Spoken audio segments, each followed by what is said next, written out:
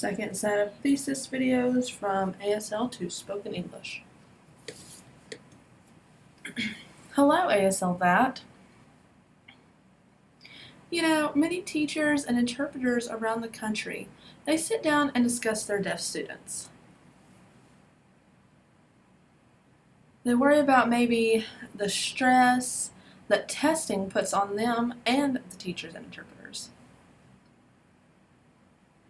You know, they hope they pass the test so that they can pat themselves on the back and be like, okay, my job is done. But really, it's not. They need to look at it from the other person's perspective. Those standardized tests, they tend to all be in English and English structured. Therefore, you pass them out, you hand them to a deaf student, and they're all English, but their first language is ASL. They're not understanding. The teacher realizes this might be a problem and it tends to be some trouble, but the teacher still tends to go more English influenced and English structured. They need to work more maybe on fingerspelling and lexicon, things like that. The point and where to focus is not to only obsess with English, but it is, and they lessen ASL. But ASL is wonderful, and it helps so many students hit on all of these areas. It's tools to help them all.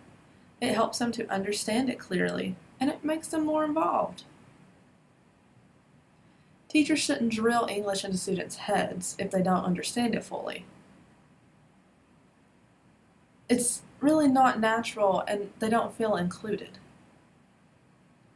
They feel forced that they have to remember these things, and come time for the test, they're trying to decipher which one to use. And sometimes their grade ends up being lower. And that's a problem. ASL should be taught more. Signing should be taught. Therefore, the students will be able to understand clearly, and they'll be able to get involved and be accepted. They can continue this, and they will remember being included and being able to remember things. That is what is important. To be able to understand the clear picture and to be involved. And ASL is ready for that. Yes, English, some of it is. But most importantly for a deaf student, English should be their second foundation. And ASL needs to be their first. And how they structure sentences. All of that is different. So remember, to get the clear picture, they need to be able to explain and expand, maybe in English, but also as sign. So come time for the test, okay, they understand that English, they're accepted and they understand it.